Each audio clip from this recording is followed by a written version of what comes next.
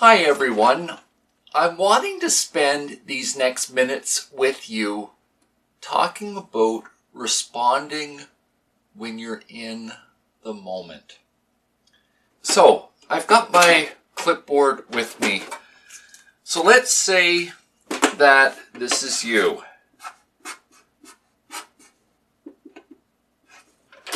Okay? Life happens and it becomes very stressful. So what tends to happen is your world becomes the circle that's here.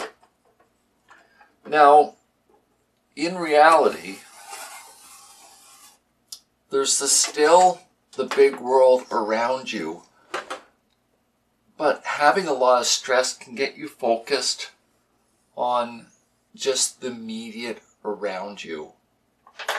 And what I want to suggest to you is that you have people in your life that you can talk to when you're in that moment, when you're losing track of what's going on around you and you're feeling the influx of either fear or you're just emotionally flooded, so that you have an accurate perspective on what's going on with you.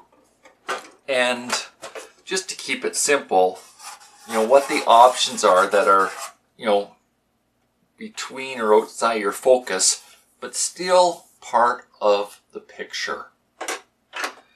So why I bring this up is to get you thinking through how you're going to face the challenges in your life without making a poor decision that's going to pull you 3 steps backwards and potentially derail your life for a few years. So what I'm encouraging you to do is to start thinking beyond the immediate here and now, and to be investing time in real relationships. And it's not one-sided so that when you're flooded, you've got someone to go to. It's being genuinely interested in what goes on with the people's lives that are around you and building a two-way relationship so that they're able to come to you and then you're able to go to them. So I'll give you an example from my own life. My mother died around 2003 or 2002. And there was a lot of help and support that I needed when I entered into the season of grief. Grieving takes some time to work through. And so there's a lot of relationships where it's coming towards me.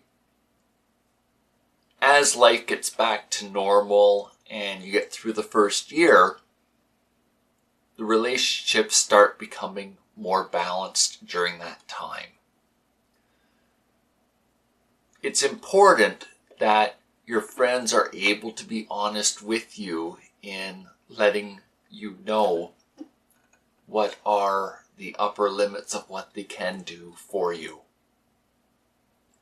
And it's important that a friend can be honest with you that if you do need to go to a counselor because you're having a hard time, or you need to go to a social worker because you're trying to figure out the practical logistics of day-to-day life, that they can do this and then be alongside of you in the journey, whether it's taking you there, like someone may take a battered woman to the battered women's shelter as moral support, or sitting down over coffee when you have some time to talk and catch up and you fill the person in on how it's going with you. Incidentally, you'll see this picture of the coffee maker that I've recently purchased. It holds about 5 cups worth. I've noticed how youth and young adults do really well at knowing they're accepted and welcomed and that they can sit there and sip on their coffee and have a meaningful conversation. And it's why I've got it here in my home for when they show up at my door. And it's the same thing that I kind of suggest you do if one of your friends are going through a hard time. Or if it's not a coffee maker, maybe it's your teapot that spawns meaningful conversation. But it's letting people know that you're there, and then being safe, working out what's reasonable for your availability. I get it if you've just worked a 12-hour shift and you're just physically wiped out, and it's going to be a few days.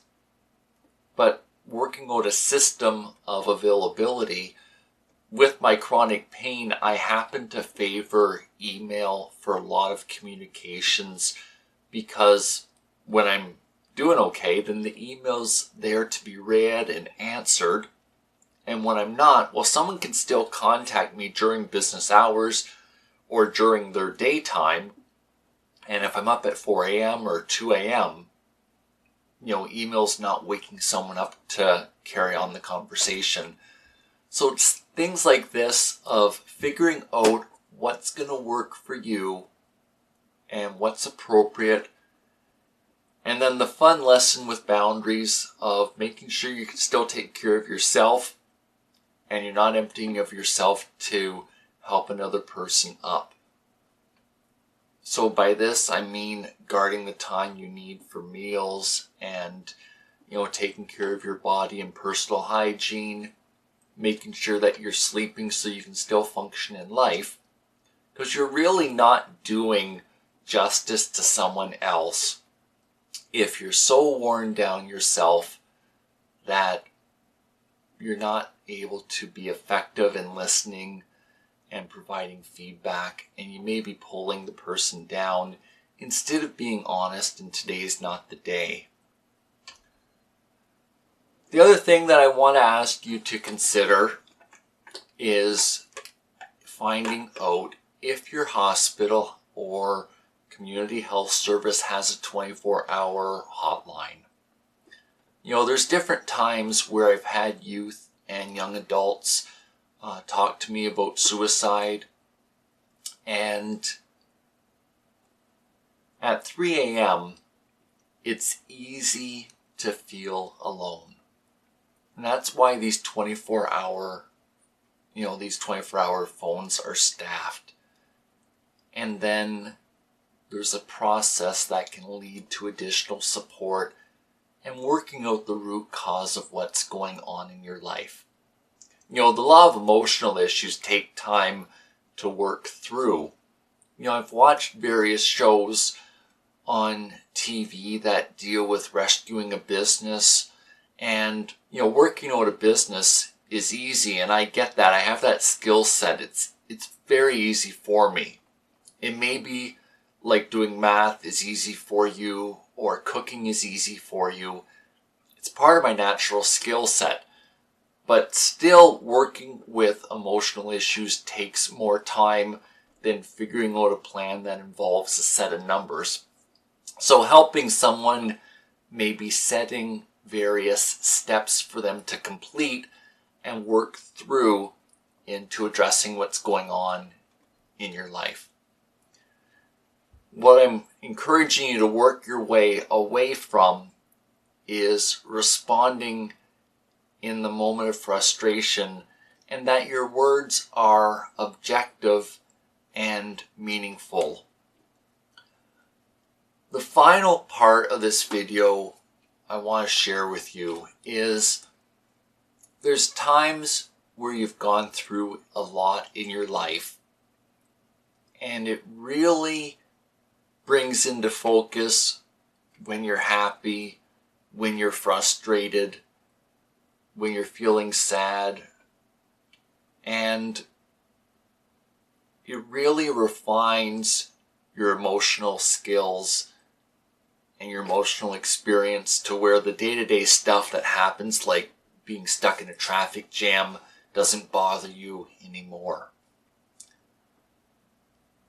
There are times when people will misunderstand when you're feeling very frustrated, and read into it as if they have those red, blue 3D goggles on and not understand you for who you are. I encourage you to have the patience and the perseverance for explaining when this misunderstanding occurs. You know, if you're dealing with a physical disability or you have some type of chronic illness in your life, it changes your perception of the world. It changes what frustrates you, and the little stuff in life tends not to matter near as much, especially when you face life-threatening illnesses or surgeries. So I want to remind you that not everyone around you's had that experience, and having some mature people in your life, even if it's going to an adult in the context of a mentor, is appropriate, and it can help you keep your life in focus and sort of keep you, on a path that's helpful and letting you really walk into your goals and the purpose that you're finding for your life. I want to thank you so much for this time that you spent with me today. I hope this was helpful. Bye for now.